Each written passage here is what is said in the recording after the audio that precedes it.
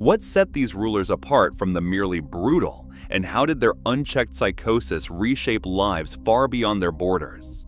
To understand the true cost of absolute power, we have to start where the world first spun out of control.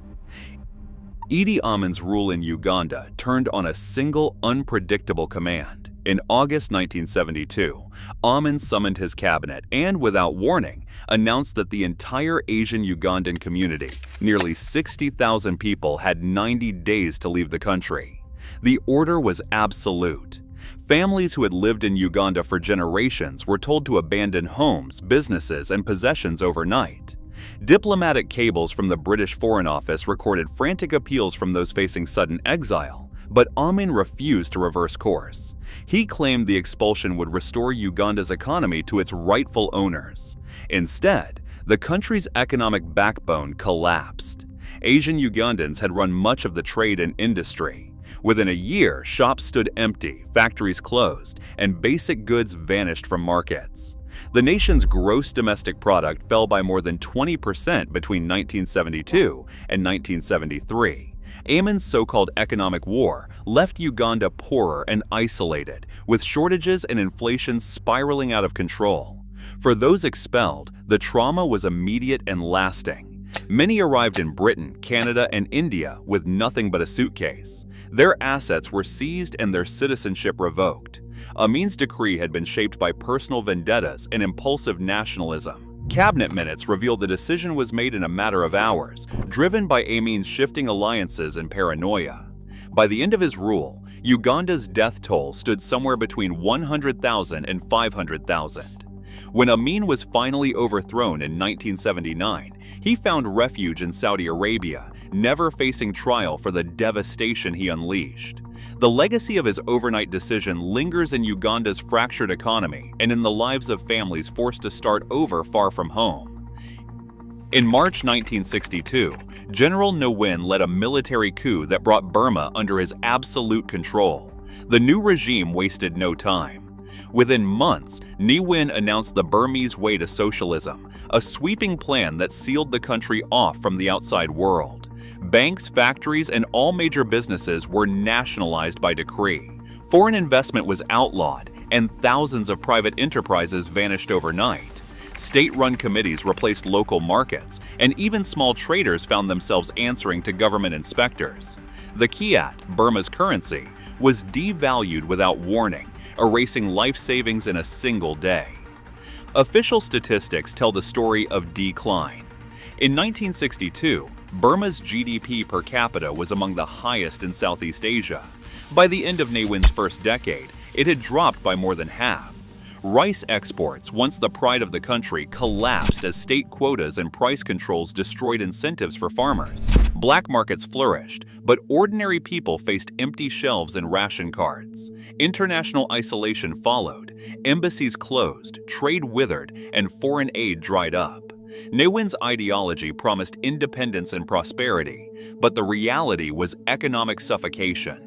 Ordinary Burmese watched as their country slipped from promise to poverty, cut off from the world by a system built on suspicion and control. The Burmese way became a warning for other nations tempted by isolationist dreams, leaving a legacy of decay that would haunt Burma for generations. In the mid-1850s, an American adventurer named William Walker set his sights on Central America. Walker, a doctor and lawyer from Tennessee, believed he could carve out his own empire by force. In 1855, he landed in Nicaragua with fewer than 60 mercenaries, promising to help local rebels fight the government. Within months, Walker's private army had seized the capital, Granada. He declared himself president in July 1856, and he quickly moved to remake the country in his own image, restoring slavery, making English an official language, and inviting American settlers to claim land. Walker's rule relied on violence and foreign recruits. He clashed with neighboring states, who saw his ambitions as a threat to the region. By 1857, a coalition of Central American armies forced him out. Undeterred, Walker tried to return several times, each time gathering fresh volunteers and funding from supporters in the United States. His final attempt came in 1860, when he landed in Honduras, hoping to launch another coup. This time, local authorities captured him. On September 12, 1860, William Walker faced a firing squad in Trujillo, Honduras. Local archives record that he refused a blindfold and met his end with a brief command in Spanish, fuego. Walker's brief reign left a mark on Nicaragua's history and set a pattern for foreign intervention in Central America. His story stands as one of the earliest examples of a private citizen toppling a government for personal ambition, foreshadowing a century of outside meddling in the region's affairs.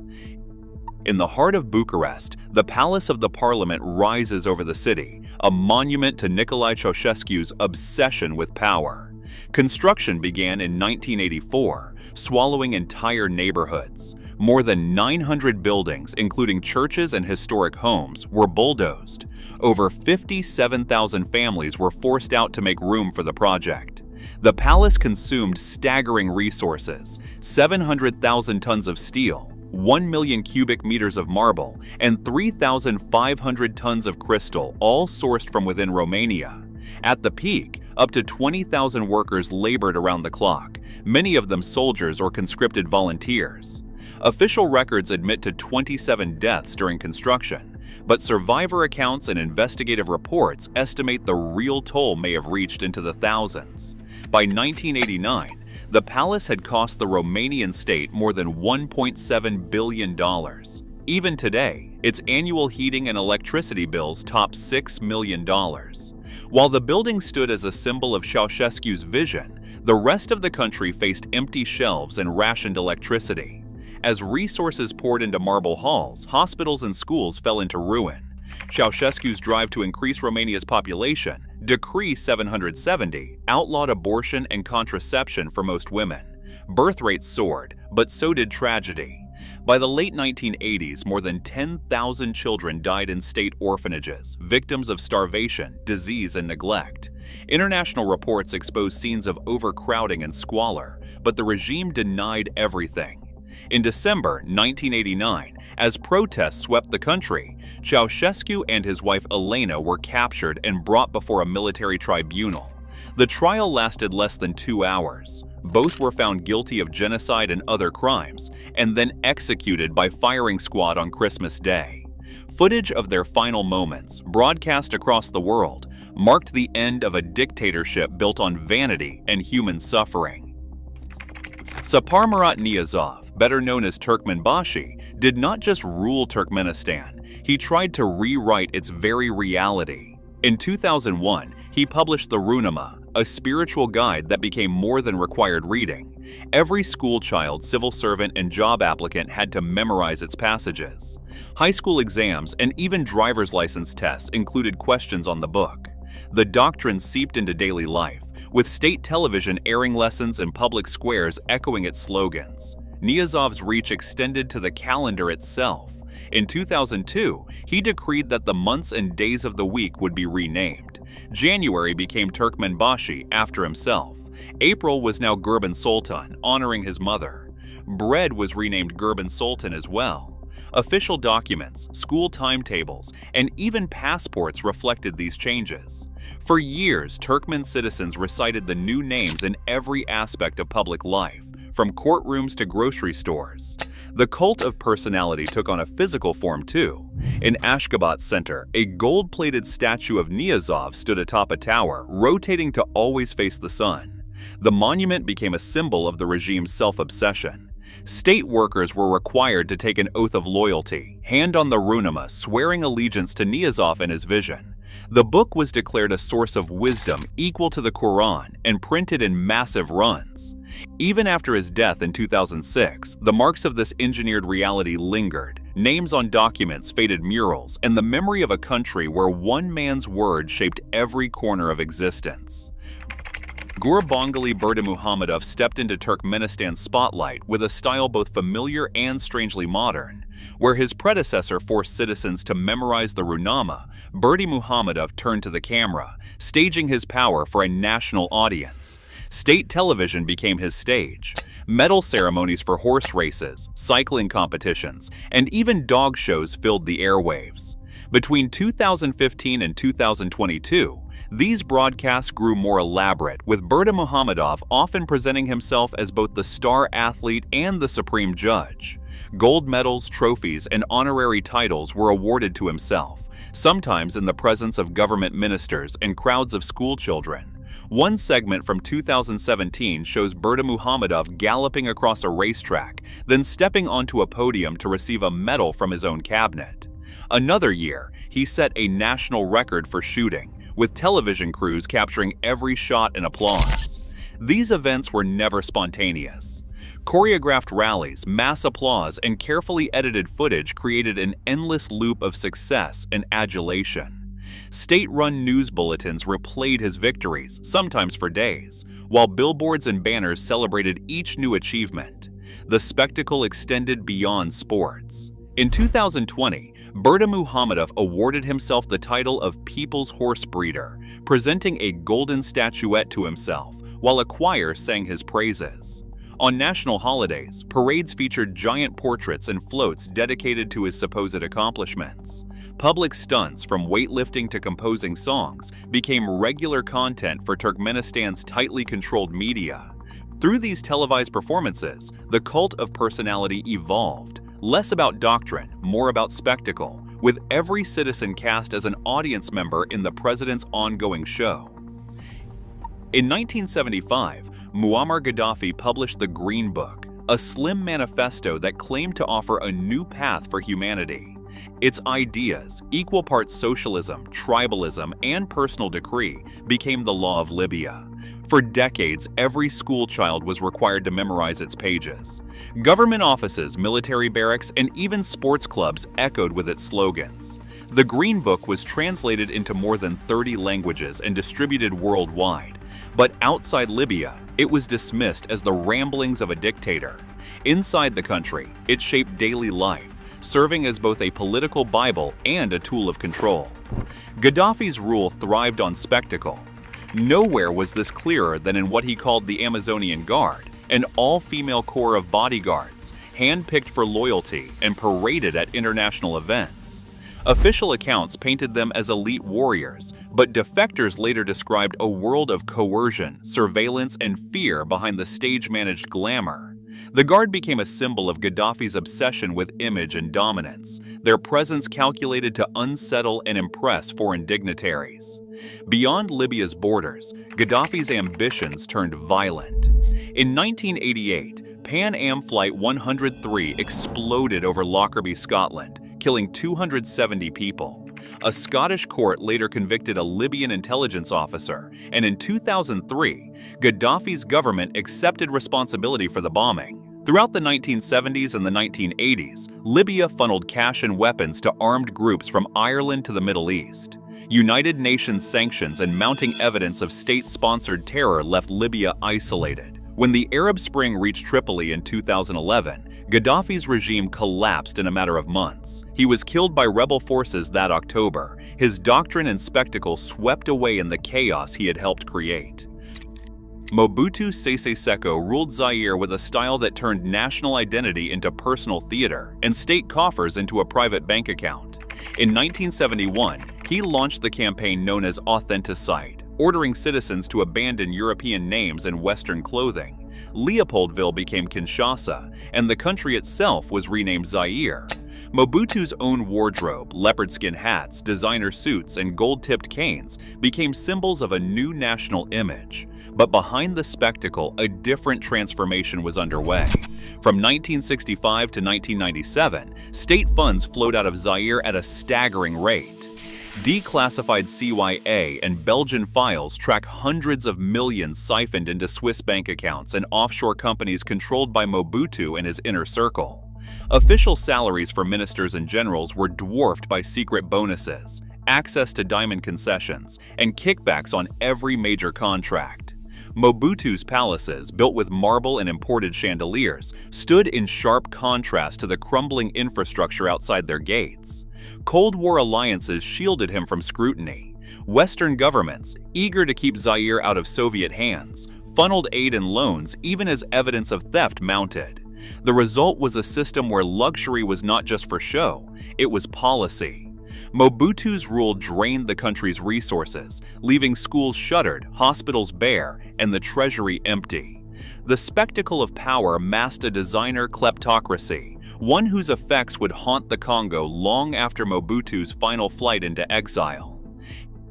In December 1977, Bangui became the stage for a spectacle rarely seen in modern Africa. Jean-Bedel Bokassa, president-turned-emperor, crowned himself in a ceremony modeled on Napoleon's, complete with a diamond-studded crown and a golden throne shaped like an eagle. The event drained the treasury. Official records put the cost at over $20 million, more than a third of the Central African Republic's annual budget. Hundreds of dignitaries attended, but the French president declined his invitation. Meanwhile, the country's hospitals and schools stood empty, and civil servants went unpaid for months. Bokassa's reign was shadowed by rumors that went far beyond extravagance. During his trial in Bangui from 1986 to 1987, witnesses, including his former chef, testified that human corpses were stored in palace freezers and that Bokassa ordered flesh cooked for his table. The chef claimed to have prepared these meals himself. Photographs of butchered bodies surfaced, and then President David Dacko described seeing evidence of atrocities in the palace. Yet no forensic report ever confirmed these stories, and the court did not convict Bokassa of cannibalism. Legal records focused on murder, not on the most lurid allegations.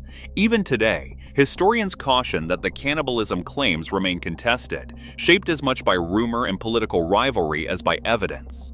The trial's outcome left a legacy of unanswered questions and a reminder that spectacle and horror often intertwine in the shadow of absolute power. Then Shwe preferred silence to spectacle. In the early 2000s, his military council issued a series of media gag orders, tightening control over every newspaper, radio broadcast, and internet connection in Myanmar. The State Peace and Development Council's decrees banned independent reporting on government affairs and made even casual political conversation dangerous. Journalists who defied the blackout faced prison or worse, and foreign correspondents were expelled without explanation. Behind this wall of censorship, Thian Shwe managed the country's affairs with almost no public appearances. He rarely spoke in public, and he granted interviews only to trusted allies. When it came time to choose a successor, Thian Shwe's strategy was just as opaque. In 2011, he orchestrated a controlled handover of power, announcing the transition only after every detail had been locked in place. There was no public debate and no official explanation. Instead, a new president, Thein Sein, was installed under the constitution drafted by the military. Classified council archives show that key decisions were made in closed-door meetings, with loyalty tests and surveillance ensuring no dissent. The machinery of repression remained intact, and the generals slipped quietly into civilian clothes. Then Shwe's rule proved that absolute power could survive not through grand displays, but by erasing information, hiding intentions, and making silence itself a weapon. In October 1937, Rafael Trujillo issued a secret order to clear the Dominican borderlands of Haitians. The command reached local military and police, who received instructions to act swiftly and leave no trace of mercy. Soldiers and civilian auxiliaries moved from village to village, armed with machetes and rifles. To separate Haitians from Dominicans, Trujillo's men used a single word as a test: perejil. Those who could not pronounce it with the Spanish trill were marked for death. Survivors later described how the question was asked at checkpoints, in markets, even on dusty footpaths. The wrong accent could mean a life ended on the spot. Over 5 days, the killing swept through the border region. Official Dominican records from the period, along with U.S. diplomatic cables, estimate that as many as 12,000 Haitians were murdered. Bodies were dumped in rivers or left in shallow graves. Trujillo justified the massacre as a defense of Dominican sovereignty, but internal correspondence shows the operation was planned in advance and coordinated at the highest levels.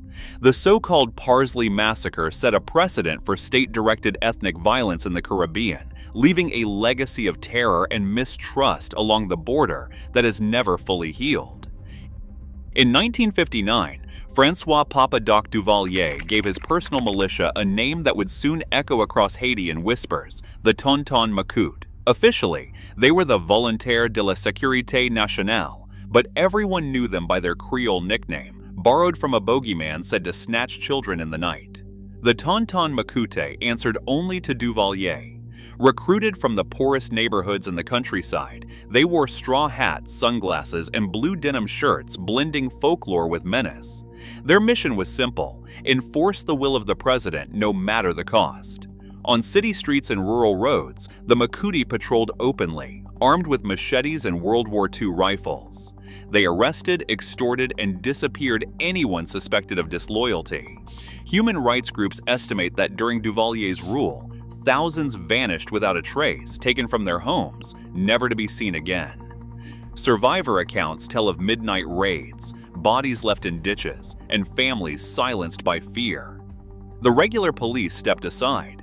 Judges and mayors deferred to the militia, knowing that a word from the wrong person could mean death. Impunity became a way of life. The Tonton Macoute collected protection money, seized property, and ran black markets with Duvalier's blessing. Their violence was not random, it was systematic, designed to keep every Haitian uncertain about who might be watching. For nearly 2 decades, the Tonton Macoute became the backbone of Duvalier's power, embedding terror into daily life and making sure no one could imagine a Haiti without them. Macias's grip on Equatorial Guinea tightened with a campaign that targeted the very minds needed to build a new country. In the years after independence, Macias ordered the arrest and execution of teachers, doctors, lawyers, and anyone with a university degree. Court records and survivor testimony describe how classrooms emptied and hospitals lost their staff almost overnight. Between 1969 and 1970, hundreds from the educated elite were rounded up on charges as vague as intellectual sabotage. Public executions became routine. The National Archives record a single day in 1970 when more than 150 civil servants and professionals were executed in Malebo's Central Square. By the end of the decade, the country's schools and clinics stood deserted. As Macias's paranoia deepened, the purges grew more erratic. In 1979, after a failed coup attempt, he ordered the capture and execution of his own ministers and advisors, men he had once trusted to run the state. Trial archives from his eventual prosecution document how these purges left Equatorial Guinea without engineers, judges, or administrators. The result was a vacuum. Government offices closed, basic services collapsed, and the country's fragile independence teetered on the edge of ruin. Macias's drive to eliminate potential rivals destroyed the very foundation of his nation, leaving scars that would last for generations. In January 2007, Yahyah Jammeh announced to a stunned nation that he could cure HIV and AIDS using a herbal paste and prayer. State television broadcast scenes of Jammeh, dressed in flowing white robes, laying hands on patients as aides filmed the supposed miracles. International health experts condemned the claim, and doctors who spoke out faced threats and dismissal. Human Rights Watch and Amnesty International documented dozens of disappearances linked to Jammeh's regime. Critics, journalists, and even former allies vanished after questioning his authority or his so-called cures. Some were last seen at the headquarters of the National Intelligence Agency, their names later appearing on lists of missing persons circulated by rights groups. The climate of fear deepened as Jammeh's promises grew stranger. He claimed to have discovered cures for infertility and asthma, inviting cameras to witness the ceremonies. Behind the spectacle, secret police enforced silence. By 2017, mounting pressure from regional leaders and mass protests forced Jammeh into exile. He fled to Equatorial Guinea, leaving behind a country scarred by the blend of televised fantasy and real terror that had defined his rule. In July 1995, the town of Srebrenica, declared a United Nations safe area, became the site of the worst mass killing in Europe since World War II. Over 6 days, Bosnian Serb forces under the command of Radovan Karadzic and General Ratko Mladic rounded up more than 8,000 Bosniak men and boys. Intercepted radio messages later entered as evidence at The Hague used coded language. Prisoners were described as merchandise, orders told soldiers to kill them all, and instructions demanded that no one must be left alive. These communications, authenticated by United Nations and NATO teams, trace the chain of command from field units directly to Karadzic's inner circle. Eyewitness accounts from survivors and local villagers describe how buses and trucks ferried men to remote fields and warehouses. Forensic teams would later uncover mass graves at sites like Bronjevo Farm and Orahovac, filled with the remains of thousands. DNA analysis identified nearly 7,000 individuals, while the legal record based on court findings and United Nations reports fixed the number killed at over 8,000. The operation was systematic. Prisoners were separated by age and gender, executed in groups, and buried in hastily dug pits. Some graves were later reopened with bulldozers, scattering remains to conceal evidence. The International Criminal Tribunal for the former Yugoslavia, abbreviated ICTY, spent years compiling intercepted orders, radio logs, and testimony from soldiers, survivors, and international observers. On March 24, 2016, Radovan Karadzic was convicted of genocide, war crimes, and crimes against humanity. The tribunal's judgment named him the supreme commander and key architect of the Srebrenica operation, responsible for orchestrating the elimination of the Bosniak population in the enclave. The court imposed a 40-year prison sentence, later increased to life on appeal, citing overwhelming evidence of premeditation and command responsibility. The Srebrenica massacre stands as a case where propaganda, ideology, and direct orders converged to produce genocide. The ICTY verdict, grounded in radio intercepts and forensic identification, established not only the scale of the crime, but also the path from words to actions and from orders to mass graves.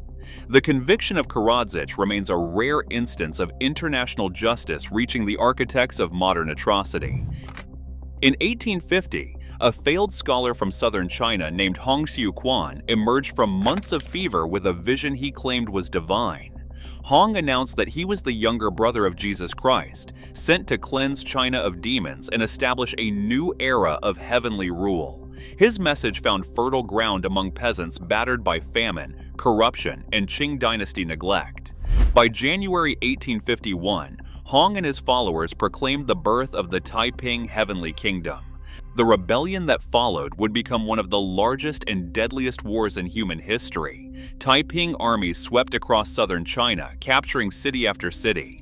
At its peak, the Heavenly Kingdom controlled territory home to nearly 30 million people. Hong's court in Nanjing enforced strict religious codes, and opium, alcohol, gambling, and even traditional hairstyles were banned. Men and women were segregated in daily life. Property was declared communal, and the Bible, reinterpreted by Hong, became law. Converts adopted new names and rituals, burning ancestral shrines and denouncing Confucian teachings. Dissent was met with summary execution.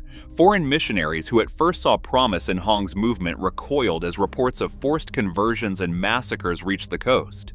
The Taiping leadership became a closed circle of Hong's relatives and loyalists. Paranoia and purges swept the court as rival generals and early supporters were accused of betrayal.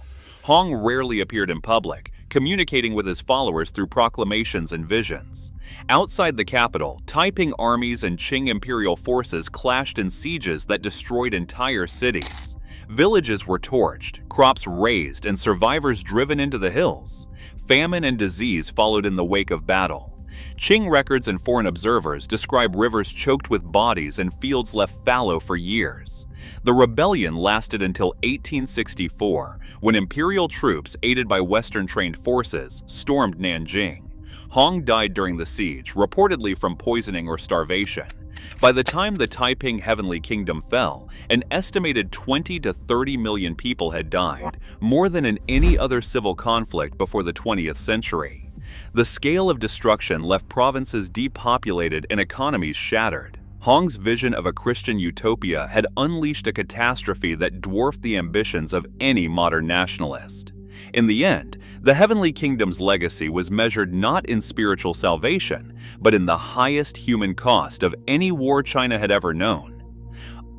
Unchecked power still finds new faces. No era is immune. The World Justice Project reports that more than 60 countries remain under authoritarian rule today, often with leaders suppressing dissent through fear or fantasy. History's darkest chapters warn us. Collective silence enables the unimaginable. The line between order and nightmare is thinner than we think. Stay vigilant, because the next descent often begins with a single unchecked command. What does accountability mean to you? Share your thoughts below.